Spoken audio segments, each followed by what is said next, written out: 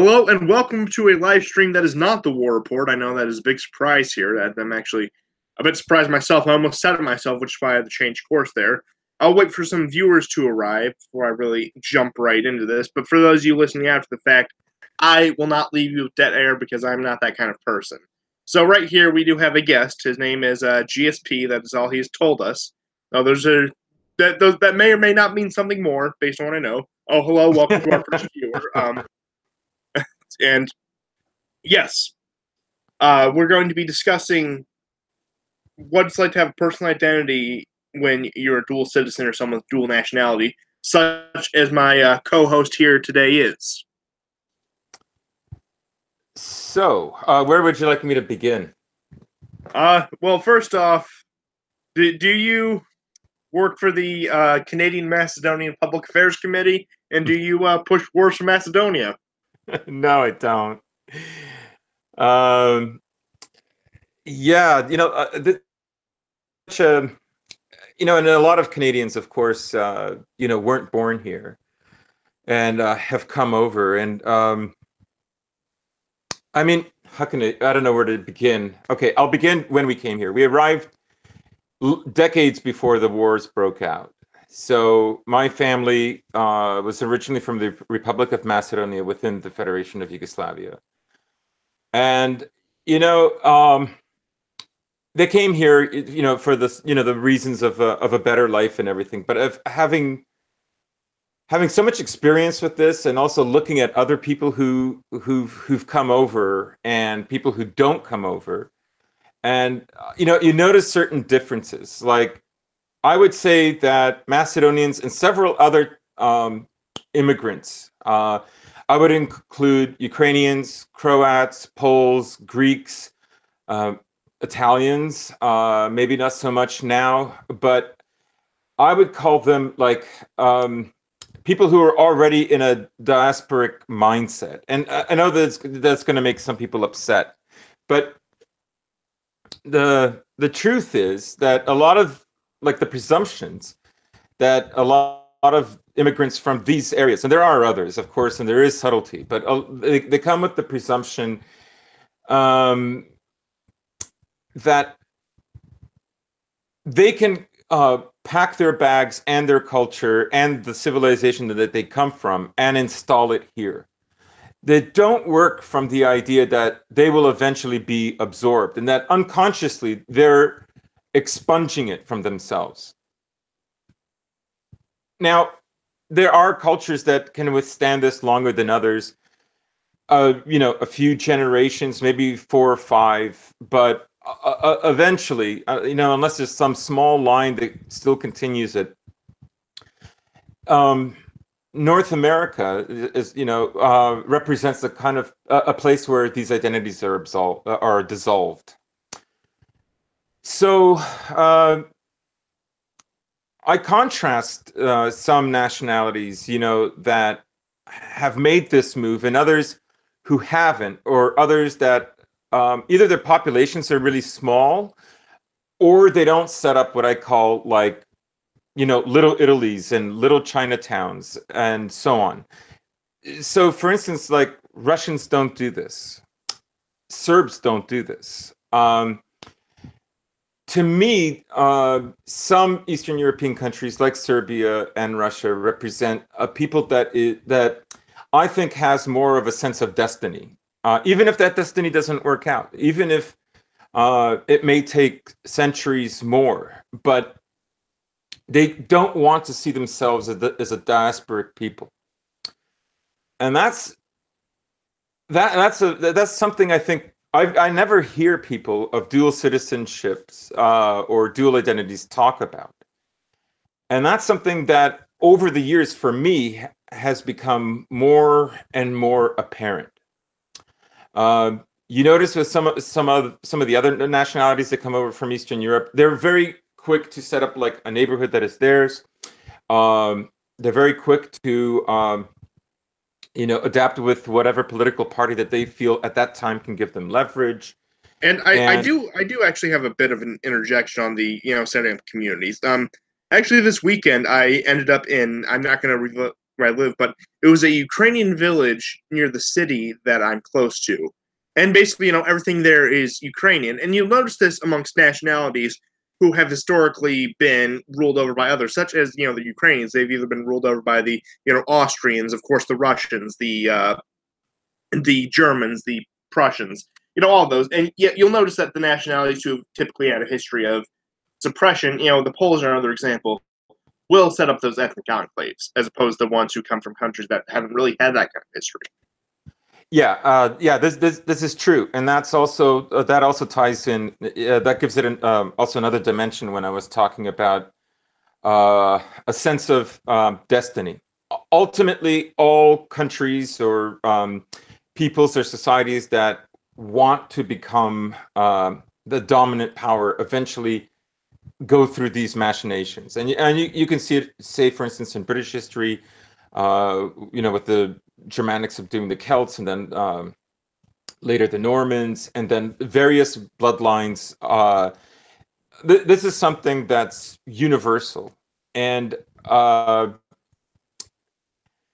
so that but I would say it's an unfortunate position to be in, to be a kind of a diasporic people that. Take, for instance, Macedonia today. Almost 24% of Macedonians born in Macedonia leave. So it's not a country that has really much of a future. It's in serious trouble in this respect. The same kind of globalist and American elites that were interested in subduing the country the way they did in Montenegro have also been at work.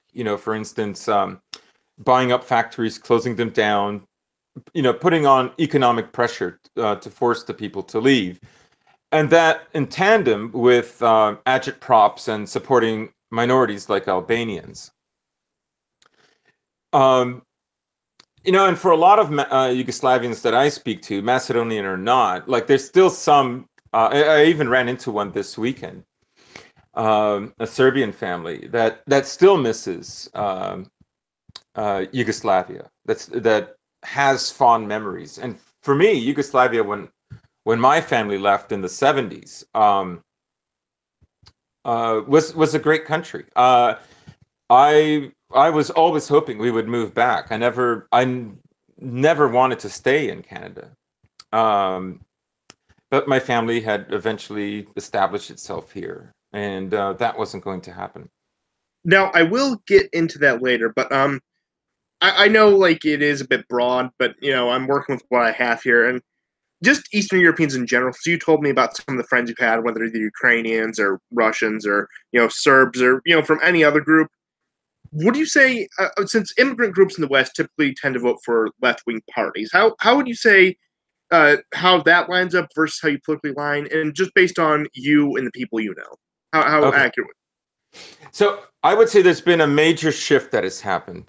For instance, I would say that if you were from an Eastern Bloc country and you had managed to get into the West, especially in North America, sometime between the late 60s and early mid 80s.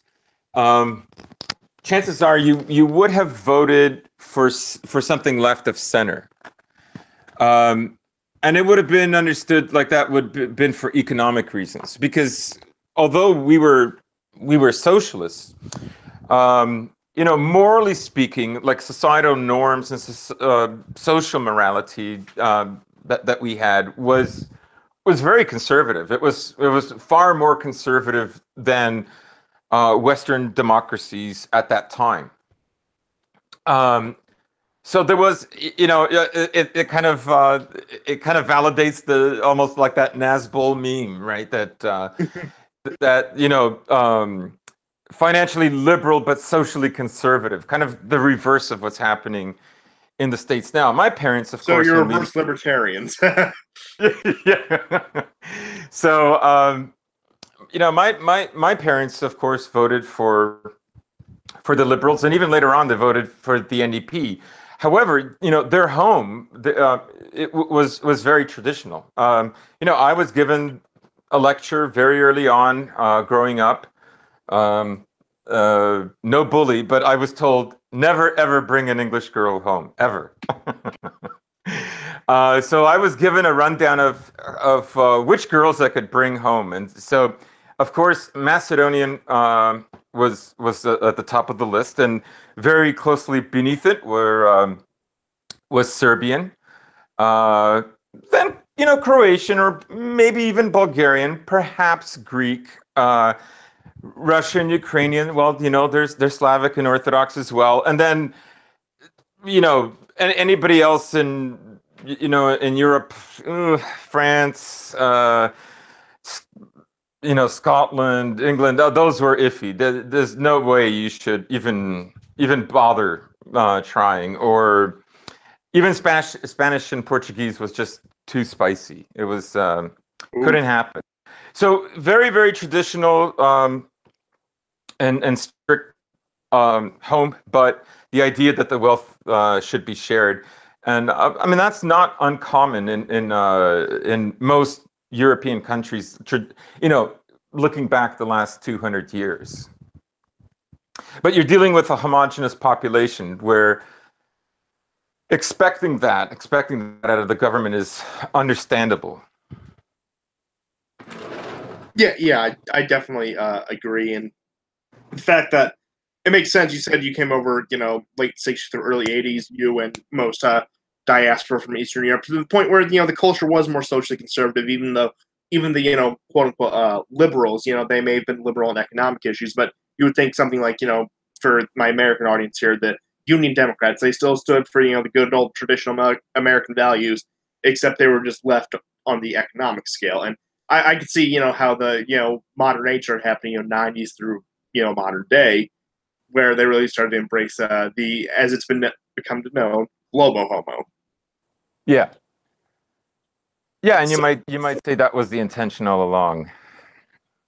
Possibly. I mean, if you're if you're going to read certain writers like Huxley and onwards, that was where the West was planned to go, anyways, eventually. But I do want to go back a little bit back around how you said, you always wanted to go back to Yugoslavia, and you really fell out of place in your younger years. What was it like? Did you went to public school, right? Yep. What was your experience there as kind of like the immigrant kid? The first few years, it was terrible. My brother and I were singled out, and at that time in the 70s, in mid 70s in Canada, the population was the vast part of the population, well over 95% was white, and it was from the British Isles, excluding Quebec. So people knew we came from Eastern Europe. We were targeted, so school fights and that kind of thing. Eventually, a group was formed of all these other kids who had come over from Yugoslavia. So we had a guy that was part Croatian, part Slovenian. He was a little older, and a year older, and like a tall, strong guy. And there was another guy that was half Serbian, half Macedonian, and there was my brother and I, and another Macedonian fellow. And so we literally formed to protect each other. And I think a lot of people who are much younger than I am wouldn't recognize that about Canada in the 70s. But however, I mean, we eventually, of course, assimilated to a large degree, and but I think for me, a turning point was when the war broke out in Yugoslavia, because on the one hand, I felt like my parents had ripped me from my country, from where I wanted to be. And then from a hilltop, I saw the West destroying my country. Well, on that note, I do actually have a couple questions on when the wars broke out. So how old were you when the wars broke out? Oh, I was already well into my 20s. Okay. Well, And early 20s. amongst the diaspora community, did you notice like tensions being like transplanted? Like for example, were Croatians and Serbs still at each other's throats, even in, like Western countries, even in Canada, or did that mainly just stay in the homeland? It mainly stayed in the homeland. I didn't notice it here. The Serbian community was very small here. When I did attend one protest in front of the American consulate, and there was some Serbs and Greeks. Uh, but honestly, there's in Canada, there's far more Croatians and always has been than Serbians. So um, yeah, I didn't notice. And I mean, there's no incident I can point to. I didn't And, see it. Nothing newsworthy. and during the war, I mean, since you'll notice that like for example, you have in Germany Turkish and Kurdish immigrants get in fights, and you see like a lot of these like conflicts uh, be transplanted to the countries that these groups immigrate to. But another question I had to ask in terms of the war: at any point, did you feel even the slightest inclination to go back and fight in it? Um, I didn't. I'll be honest. I empathized over time, not right away, but over time I empathized with the Serbs because it became obvious to me that the West was playing the role of fighting or helping the Croatians and the Bosnians and later the Albanians. So at the start, I didn't know, and it felt quite sudden. But yeah, man, at first I was quite confused, and honestly, like growing up in Yugoslavia, the tensions between Serbs and Croats was also something that was particular to them. Bosnians come into it as well, but like Macedonians and Slovenians were these, really small republics that often like we didn't. And even geographically, both of you on Yeah, the northernmost and southernmost ends of the country, separated from the middle three. yeah, exactly. So there was a feeling that we would stay out of it, but I think in many ways it was perhaps the wrong choice. Eventually, we paid for it too. Uh, because there were uprisings and Skopje was the suburbs were taken over for a short time in the early 2000s. So it's there's a lot of regrets, but in many ways Yugoslavia was amazing that it was even a country, considering like the ethnic conflicts that existed during World War II, that it could even manage to go along as long as it did. Yeah, the fact that reunited after the German occupation is actually a bit of like something you would not have expected to happen at all. But we do have a question from the chat. Slobodan Milosevic, based or not? Yeah, of course he's based. Yeah. I mean, He has to be based. You can't lead Serbs and not be based. isn't there like maybe I'm wrong, but isn't there like prime minister like some like Theresa May type now? Yeah, yeah, yeah. I mean, but granted that that's mainly due to foreign influence. But again, that is all aside the point. Now, I did mention about the political parties earlier, and basically how you were originally on the left because socially they weren't they didn't at least reveal their true colors. But when did you start noticing you shift away from like I believe it's the liberals in Canada? When did I notice? Sorry, when did I notice that the left had begun sort of changing tactics? You mean, or Or when you personally shifted, when you kind of disassociated yourself from them? that was around the time of the legalization of gay marriage, which happened several years before it happened in America. Uh, Especially because I had noticed people sort of on the fringe of the left and what they had wanted So it became obvious that now it was going to be, especially in the late 90s, early 2000s, that it was going to be about, although I didn't notice it in the late 90s, that it was going to be about sexual identity. Um, and then now, of course, this is sexual identity plus migration. Yeah. And just to ask a couple more questions. I mean, of course, we're going to be going on as long as we can, but in terms of language, how long did it take you to learn English? Um, it probably took me about 6 months, and I'm very sure that I had a kind of a Dracula accent, a little boy with an English Dracula accent for probably another 2 years. But yeah, I was 7 when we immigrated to Canada. So I would say by 10 I was very fluent. I could already speak by the time I was 8.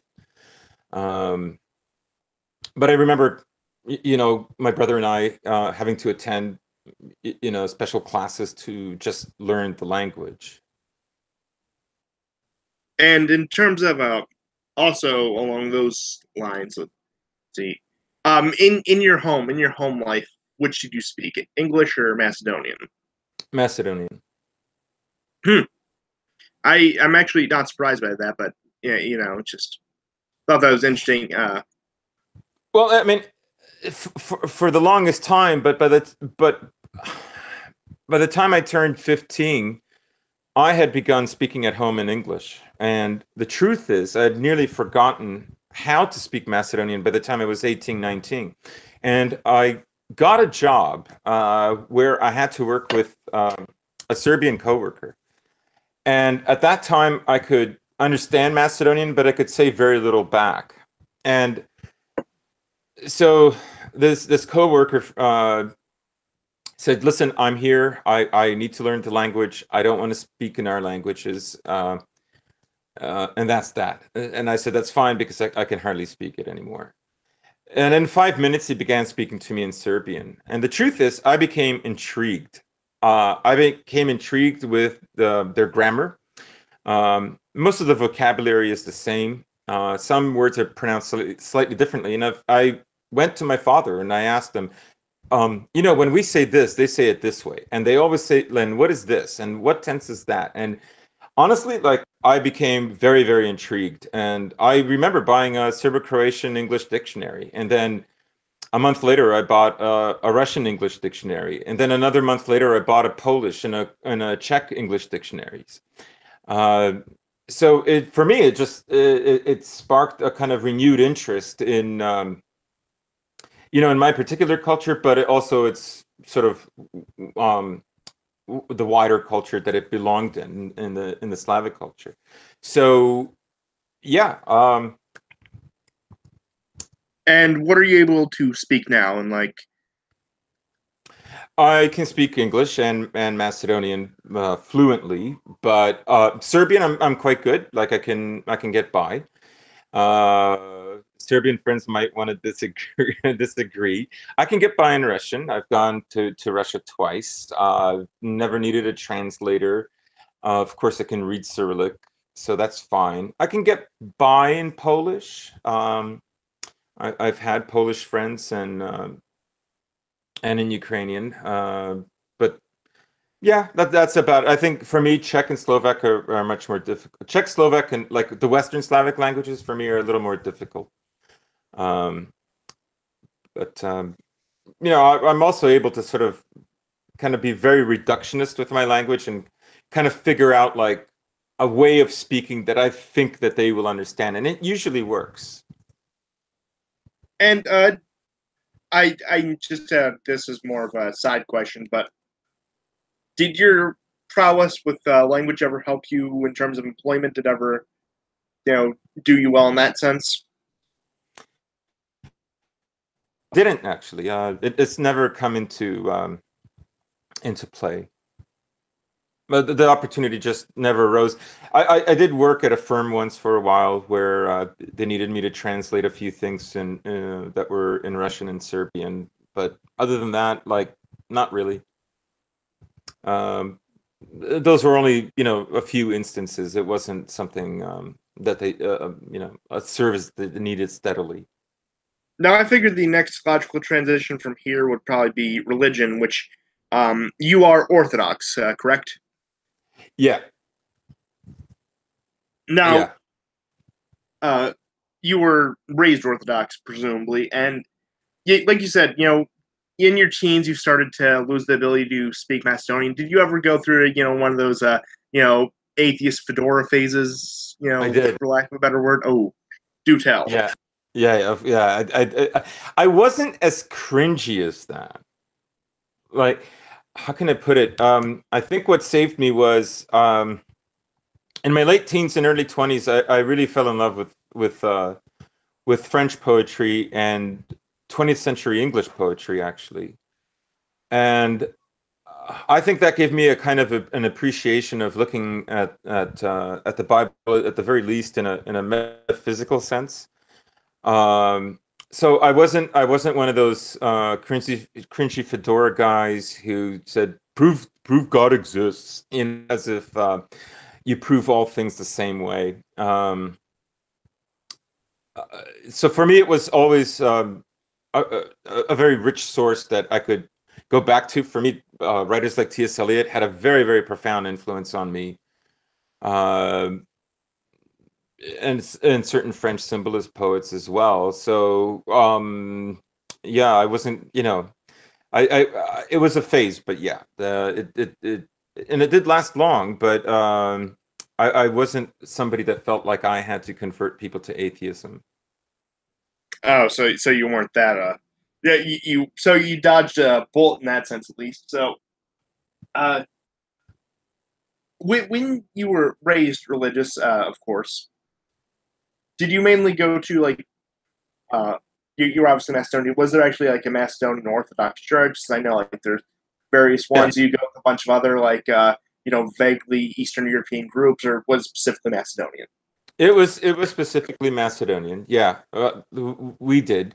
I I had cousins who lived in another area of the province, and they would attend periodically a Serbian Orthodox church because there wasn't a Macedonian one. And that's not unusual. I had other relatives who they always belonged to the Bulgarian Orthodox Church because there was a split that occurred in 1967.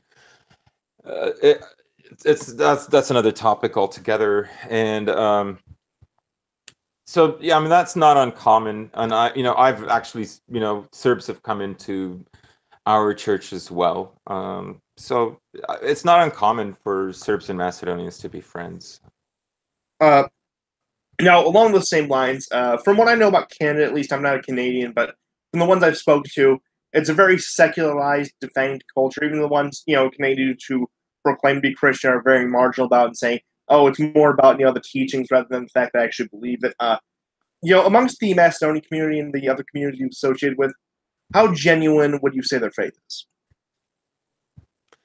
Well, I mean, I would say that. Hmm. Let's put it in these terms. When we talk about how genuine their faith is, we're going to compare it to like the way people think about faith here. Yeah, of course, but And I would say that the largest like a big component of their faith is actually cultural and nationalistic. But that is true. And now within that, of course, there's always a smaller group of people who are like very devout. For instance, my father didn't take religion very seriously at all. Um, he knew all the saints' days. He knew what you had to do.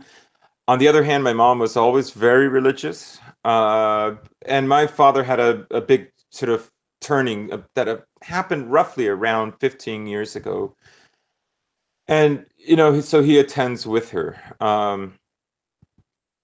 And but I would say that it's kind of the church is also part of the identity of the people. So there is, it defines you who you are also as a people. It's not just an individual choice. It's not atomized away it is in the West. You can't just make it. I mean, I mentioned earlier my mom telling me you can never go out with like an English girl. Uh, the other was you can never step foot inside a Protestant church. It's absolutely forbidden. I don't ever want to see you in a Protestant church. And I remember actually as a little boy hearing Bible stories coming from the door of this Baptist church, and I remember going there. I'd forgotten about this warning, and I remember coming home and telling my mom about it, and she was infuriated. How could you go there? It's not a real church. They don't even have priests. I was 11. I could barely. Um, I could barely put it all together. I didn't know what all of that entailed or what it meant. Yeah, as someone who's been drifting away from Protestantism, not necessarily my faith, but Protestantism in particular myself, I can really, understand where your mother was coming from. Yeah, yeah. Definitely. But I mean, it was also understood, don't go to a Catholic church or be careful. It was be careful. But we grew in a country, of course, that had a very large Catholic population as well. Also, there was intermarriage between Catholic and Orthodox, right? So they were much harder on the Protestants. Honestly, when we moved here, there were several things that didn't make sense to my parents. One of them was definitely professional wrestling and a church with the leader of the church wearing a suit, like a two-piece or a three-piece suit. That just didn't make sense to or being them a at woman. all. Where Yeah, are the vestments? yeah. But another thing about the church, about your communities, how well do you think it has, more or less, for lack of a better word, inoculated the diaspora populations against the degeneracy of modern culture? Have Macedonians, other immigrant groups that are similar, been more resistant to a lot of what's been happening in society lately, or have they fallen victim just as much? Um, I think they've withstood better. My parents vote conservative now, and I think that's true for a lot. When I speak to other friends of mine from Eastern Europe, from former Yugoslavia, who've been here a while, they're saying more or less the same thing. Of course, there's lots of there are exceptions, but um, yeah, I mean, we are more traditional. Now, in your time, have you ever traveled back to Macedonia? I have. And when was that? And under what circumstances? Um, I've gone back 4 times. So there was a time only a few years after we left. Then another time when I was married. I traveled there, and I also traveled back in 2016. And actually, I will be going again in September. And So I how are things in the homeland? How have they been faring against the modern world? I mean, it's abysmal. The infrastructure is collapsing. Yugoslavia was, in my opinion, a very functional country when it was still intact, uh, and I can say that these times that I've gone back, that I've seen it um, um, crumble more and more and more every successive time that I've gone there. It's not getting better. Now, they don't. They're more resistant to global homo than of course, there's no comparison Macedonia to say a Western country in that regard. They're very much against homosexual marriage or homosexual union. I think a gay couple would definitely they would be risking their lives, especially outside of like Skopje. Um, so, but economically, it's very hard for them to withstand global homo. Yeah, Just that's a trade-off. If you don't accept global homo, you don't get the interaction with the outside world, at least in terms of trade. They don't really embargo you officially, but they might as well. That's right. I mean, it really is. It really is Babylonian. And It, it, how do the Macedonians in Macedonia, do they view you as a Westerner? Do they view you as one of them or somewhat of a mix? they uh, they view me as a Westerner. They no longer they don't. I mean, they acknowledge that I'm Macedonian, that I have memories and so on, and they're happy I'm visiting and what have you. But um, identity is one of those things where I mean um, you can have a situation like anything from the slave trade or to the European wars. One peoples can inflict damage on another, but they're basically of the same ethnicity, of the same race, um, and they will still side against another ethnicity that's foreign to them. So, but there's something that happens when you leave, and you're no longer part of that continuum. And so, in many ways, it's gone. Their mannerisms, their way of speaking, uh, their way of thinking about things, their outlook on life, even their worldview. Um, all of that is in a continuum, and it's constantly evolving and moving. And it's not like once you leave, it's very hard to just maintain that. And you pick up aspects of the culture that you're living in, and so I don't really feel like in either camp. And part of that is because, it's sounded as such that you're not. Well, just on the flip side, just to continue on that. Now, obviously, it isn't the Dracula accent you had in your youth, but you still do have a bit of a trace. I can still tell you have, Yeah. a Slavic accent. How does the average Canadian view? I mean, I imagine like with the diversity is our strength kind of mindset, especially with the with Trudeau in power, that it's all just kind of like, oh, you're all just holding hands in just diverse multicultural paradise. But regardless, how does the average Canadian view you? I think, white Canadians or Canadians from the British Isles, I guess they view me as a fellow European now. Things have changed so dramatically. And I think people who aren't of European stock in Canada don't, they just view me as, whatever, Another you know, whitey. just another white person. They don't really care if you're like Romanian or Italian or French. To them, you're just another European. To them, it's just minutia, trying to separate all of that. And could you ever see yourself moving back to Macedonia under any circumstances? Yeah, I could. Yeah. And in fact, I mean, I would like to eventually, like, and sooner rather than later. Yeah. I mean, And my family still has a house there, so.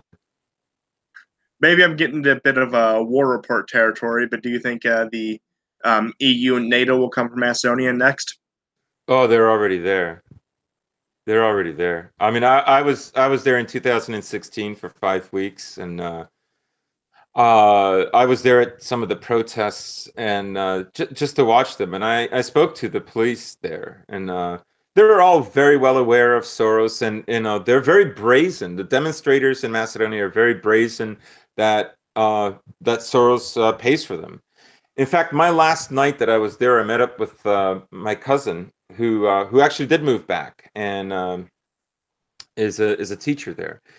And he's friends with a woman, a Macedonian woman, who's actually half Macedonian, half Serbian. And she told me, I worked for Soros, and I'm proud of it. And and it was she who broached the subject. She said, literally out of nowhere. We were talking about a completely different subject, but she just out of nowhere said, Putin is very corrupt, and I decided to troll her, And I said, "That's great. That's what I love about him. He's so corrupt." And she says, "What do you mean?" I said, "Well, all nations are run by a mafia. Make sure it's your own." Wow, that actually is that's pretty good advice, and that's honestly on a completely unrelated note how I kind of feel about Trump.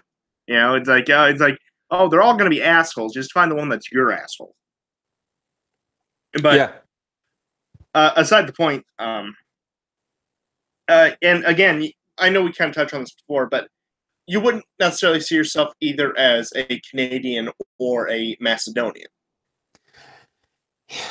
I mean, I I see myself, I suppose, in many ways more of a Macedonian, sorry, a Canadian. But it's never going to be either or. I think that conflict is never going to go away. Unless I move and move back. I mean, plus I see also I'm very intellectually curious, and I'm also curious about geopolitics as well. And I honestly, like, for me, visiting Russia was a kind of a homecoming in many ways. I remember my mom being dead set against it. Like, you can't go, you don't know anybody there. And she said something like, it's not your. Uh, when did you visit Russia? Just Sorry, as after. okay, I'll drop out. You can tell And the audience about your why experience. are you going? Pardon me? Oops. I think we lost them. Hello? Does anybody in the chat have any questions? Sorry about that. It's okay. Go on. Yeah, no. So she said, she said it's not your mother's country, or we would say Machinsky Krai. And I said, you're right, it isn't. It's my grandmother's country. Meaning, like, this, it represents something even older, like our migration into the Balkans from a more central area. And yeah, I felt very welcomed there. They find out, they find Macedonian. They're like they're completely aware of Cyril and Methody and Saint Clement and Svetisava, like the disciples of the two saints. And the script that was the Cyrillic script that was created, and there's monuments to them everywhere in Moscow. One just like literally a 1 minute walk from my hostel in Chinatown, Chinatown in Moscow. And so for me, I felt very welcomed. I felt at home there. They use certain idioms that are part of Old Church Slavonic, and we do too. But the ones, sometimes that overlaps. Sometimes they keep certain traditions that we don't, and vice versa. So yeah, that was. I had a great time, and I understand that Macedonia's future is highly dependent on, like, what happens with Russia and what happens with Eastern Europe and NATO and the EU and so on. And Macedonian identity itself is something that's I think also very tenuous, that a lot of Macedonians would rather not get into. That is, you know, like I identify as a Slavic person. I don't identify belonging, like, necessarily to a Mediterranean culture. Even though that's a heavy admixture, it's in our aggregate. But ultimately, it is very important, the language that you speak, and how that all languages have a built-in kind of philosophy about looking at the world. And I look at other Slavic people, and why I think their identities are less in question. For instance, the Serbs and the Croats who moved into that area, the Slovenes, all of these groups came at one point from what is, Ukraine, Belarus, Poland. and some parts of Russia, and they moved into that area. And whatever the names were in those areas in the Balkans, those names were changed. Some weren't, but the majority were, and the name of the dominant tribe became the name of that land. And for the Macedonians, although we changed virtually all the Greek and Roman names that pre-existed our arrival, we didn't change the name, and in fact, that has been has gone on to create a kind of identity crisis where the name has captured us into a history. Now, I think, I mean, the largest concentration of ancient Macedonian DNA is still in modern day Macedonia. That's true. But we have. And you just sparked a war between Greece and Macedonia. Thank you very much. You've made your mark on history. Well, I mean, it is true. That is true. However, I will say that we no longer speak the language of those people that did back then, before the arrival of the Slavs. Like, for instance, I come from a town named Bitola, which is an old way of saying family, and it could also be connected with the word "bit," which is to be, which was a word we used for monastery. The river that runs through it is Dragos, and one of the major Slavic tribes that moved into that area were the Dragoveti. And many times I'd wish that they had insisted on their name over that territory, no matter who that pissed off, because I think that would have been, in time, something healthier. That is, if you would have just been Dragovetia instead of Macedonia. Yeah, I would have been completely fine with that. Absolutely. One of the reasons for this is when I mean, we're an identity that's been captured by a civilization that is no longer there. That is, well, it's there in some respects, but it's over, and that's the classical civilization of Greece and Rome, and later the Byzantine civilization. But the rise of Slavic culture is something that's very, very recent. I mean, Slavic people have only begun having an intellectual life in terms of the kind of writers that we have that are like on par with the world only in the last 200 years or so. So this is something very new for us, and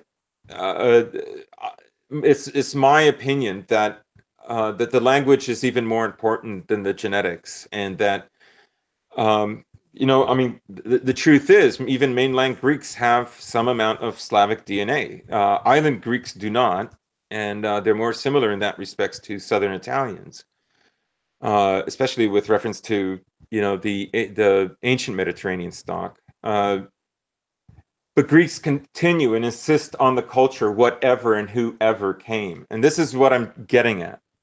That ultimately the language shapes ideas even more so.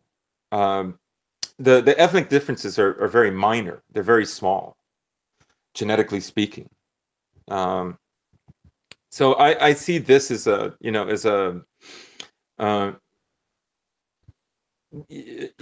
main sort of crunch for Macedonian identity and where it goes forward. Of course, I mean, my dentist is Macedonian and is convinced that Slavs were always there and they moved to Russia and then moved back. It's just no, there's no evidence So he's like the Macedonian version of a Zionist. Yeah, I suppose. I mean, but that in the same breath, he'll say, well, why should we consider ourselves Slavic? We hardly have any real Slavic DNA, so on and so on. And meanwhile, he's speaking like a Slavic language, and it's like this is not moving forward. Like, this is not like establishing like a unique identity. It's trying to grab a piece from the past, and part of you is already dislocated from it. vis-a-vis the differences in language. And I think this is also one of the reasons why, I identify as a Slavic person, and as a Slavic Macedonian first. And that's going to make some Macedonians very upset. It's probably going to make a lot of people upset. But I think that's an honest appraisal. Fair enough. And just to bring it back around to Canada, and using you as a representative of Slavic people, as you have, I'm not trying to put you on the spot or anything, but has the whole anti-Russia hysteria in the U.S. amongst the left really spread northward? Sorry, can you repeat that again? Has the anti-Russia hysteria of the American left spread northward to the Canadian left? Let's see. I would say no. It's not. It's not really as intense. Canada has a kind of anti-Americanism that's there. Wasn't really there when we moved here. It was with liberals, with wealthy liberals, with the academic gentry and so on. But not. It really came into force, I would say, in the '90s, late '90s, and especially with Bush Jr. But there isn't really a Russia hysteria. Like, there's an anti-Trump hysteria. People are against Trump. Do your fellow Slavs fall into that category? No, maybe there's some Ukrainians that have grievances with him because they would wish that he would do more, to stop Butler. Can't. But it's not like fuck Blump or anything. Yeah, no, I haven't seen that. I think they get it, and I think like I see Slavic people like in Canada sticking up for one another more than we did back there. This is So Pan-Slavism has been more successful in North America than it is in the original Slavic lands. I didn't. Oh, yes, and you should worry about that. I don't know about that, but I, for one, accept our new Slavic overlords. Yeah, resistance is futile. But I see in the chat someone is saying, so what is Canadian identity? I would say who knows what it is right now. I think in many ways it's more indeterminate than it is in America. Like, it certainly there's regional identities, but they're not even as strong as they were 10 years ago. Like the Maritimes are East Coast. That's what we call them, is the Maritimes. And they still have an identity. They still have an accent, but all the various Canadian accents have been flattened. And even Quebec is not like the kind of unique province it once was. But I can tell you, when we moved here, Canada was very much an Anglo-Saxon country with a very heavy Scottish element. Like, you cannot underestimate. Just like I would say, the Scottish element and presence in Canada is stronger than it is in America. In many ways, the way the Irish are in America. I was just about to say that. So, seeing as we've almost come up in an hour, is there any closing statements you'd like to make about the topic? Well, I mean, it's been a really good conversation, and I'm glad you asked me to have this with you.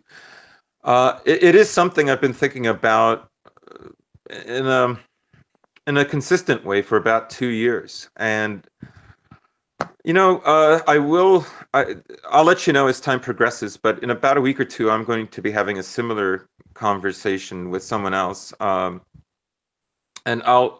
when that's hammered out, I'll let you guys know on Twitter. I'll DM you, but I don't have too much other than what I've said to add at the moment. If people have any questions they'd like to feel free. Yeah. Let's let the chat throw a few questions our way, but I do have one myself to kind of break that ice. As Canadian national identity, especially like with the Trudeau multicultural types, really starts to take hold and really start to dissipate do you find yourself identifying more with your heritage and culture? Yeah, that's a very good point. I do, and I think a lot of people have. A lot I've of actually people noticed that have done. Yeah, I've actually noticed that myself with, like, the fact that I don't even speak Italian, I just know I'm Italian, but as American culture becomes more and more like, defanged and empty, it's like I start calling myself Italian more and more over the past few years. But go on. We'll let the chat throw some questions our way, but if you want to continue on that. Yeah, I'm sure that's natural, right? As the identity of a people or of a country becomes more diffuse and more indeterminate and more relative, people are going to back on um, on what other layers beneath in the aggregate of their identity. Oh, here's another one. How do Macedonians feel about Greeks? I don't know. Do you What really are want to Greeks? start another Balkan war? No, I'm joking. I think it's not wrong to say that there is animosity. I think it's there for many. Um, uh, I mean, I have Greek friends. I even know people who are Greek. No, that's terrible. Um, you know, um, It, I think I think this kind of animosity is going to go on for quite some time. I don't have anything personally against Greeks. Uh, I just think like the question of Macedonian identity is something Macedonians have to figure out themselves, and I think often the resentment is when other people are dictating that to them. And I'm not saying it's solely the Greeks. It isn't. It's others as well, Bulgarians, for instance, or what have you, or the West, or Globo Homo, or what have you. Um, but yeah, no, I don't. I think most Greeks find me very reasonable, and I find most Greeks very reasonable. I think it's important to understand the history as well. Like, when we started moving into that region, the Byzantine Empire hired the Avars to fight us, and then 200 years the Avars were too strong, so they hired us to fight them. And what was said was that if we defeat the Avars, everything from Thessaloniki north would belong to us. And then 200 years later, the Byzantine Empire was not happy with us with us being there and began trying to eradicate us. This is long before the identities of Macedonians and what have you. Like, this is at a time when somebody who spoke a Slavic language in Macedonia could easily understand somebody in Prague or Bratislava. So I'm saying that this is 1,200 years ago. But it's important to understand that about how we came about there and how we fit in. And do you have chat open, or do you want me to feed you the questions here? I have it open. Okay, so I figure we might as well just go in order they've been asked. Oh, what's the immigration refugee situation in Macedonia? Is it at a crisis level? It's not at a crisis level, but they do have to deal with borders, and they have set up borders.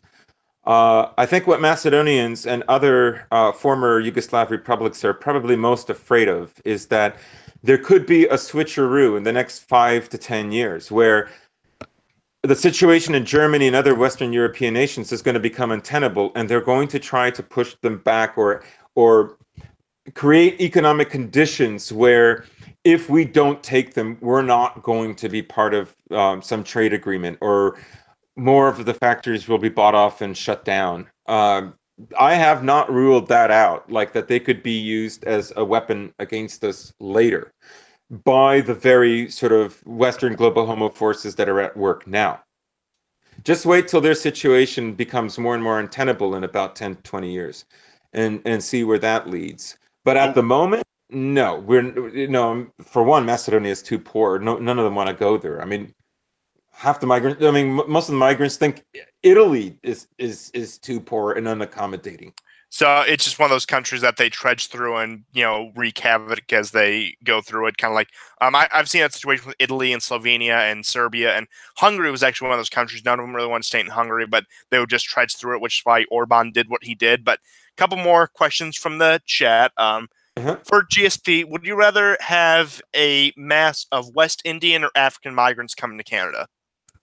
Oof. Oh I'd take West God. Indians if the question was for America. Well, we already have a gypsy population, so that's just terrible, isn't it? I'd see. What about Albania?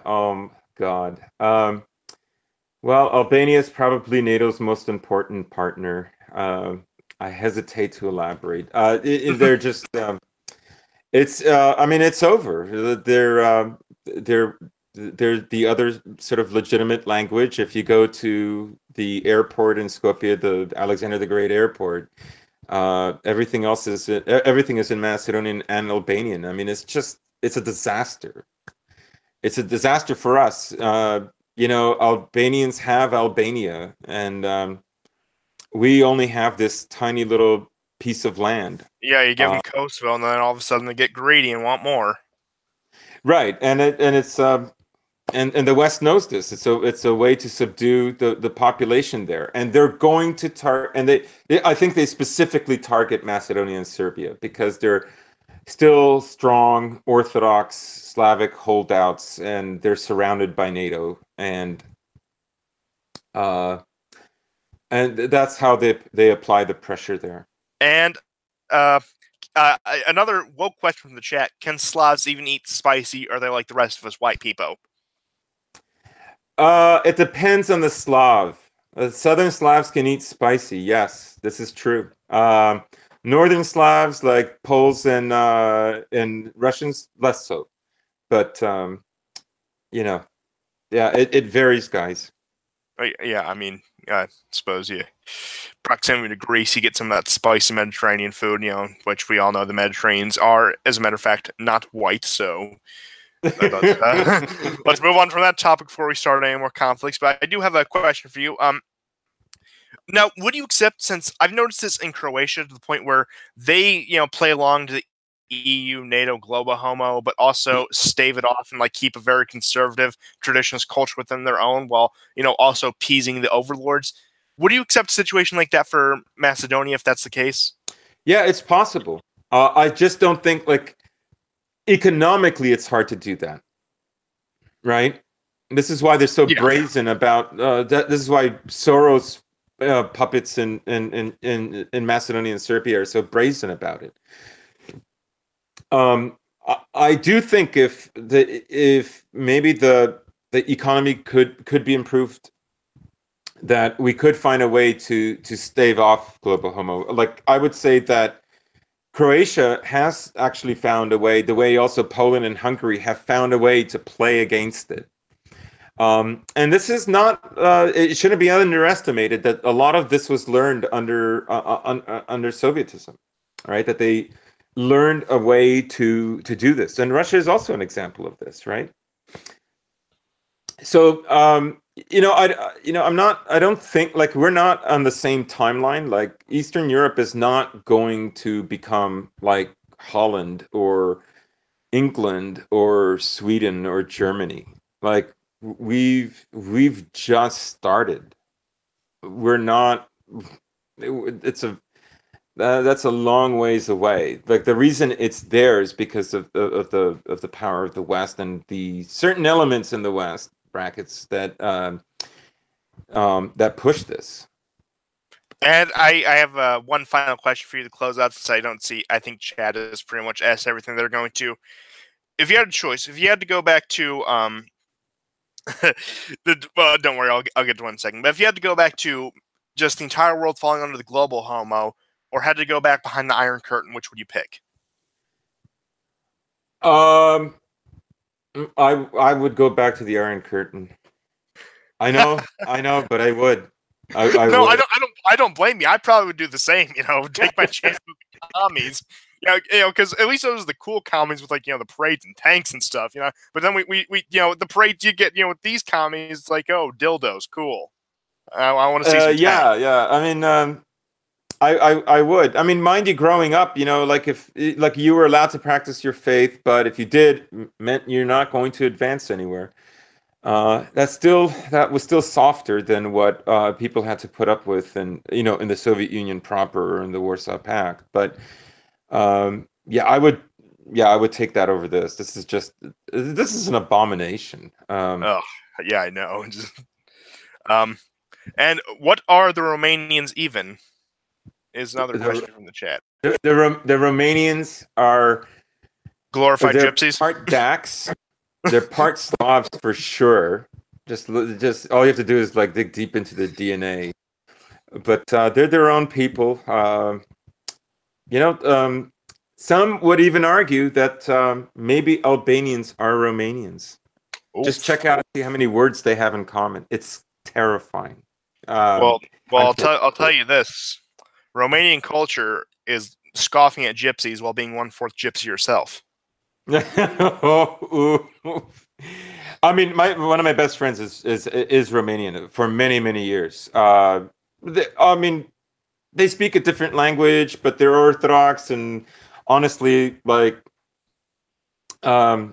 it's like I get them, I understand them. They're a Balkan Orthodox people, but you better be careful. You just call them gypsies. Oh, who knows what'll happen now. Yeah. Start an entire ethnic conflict in Europe based on one comment. But I think I've held you for about an hour and 6 minutes. So thank you everyone for tuning in. This has been a very interesting discussion. Unfortunately, our other co-host could not join today. Hopefully next time we do something like this, he is able to. But aside from that, I have all the links down below. You can check out the description. You can check out our friend G.S.P on Twitter. You can check me out on Twitter. And, tune in on Wednesday for the War Report, because he will be back co-hosting as we talk about a bunch of stuff geopolitically. So thank you everyone for tuning in, and goodbye. Thank you, guys.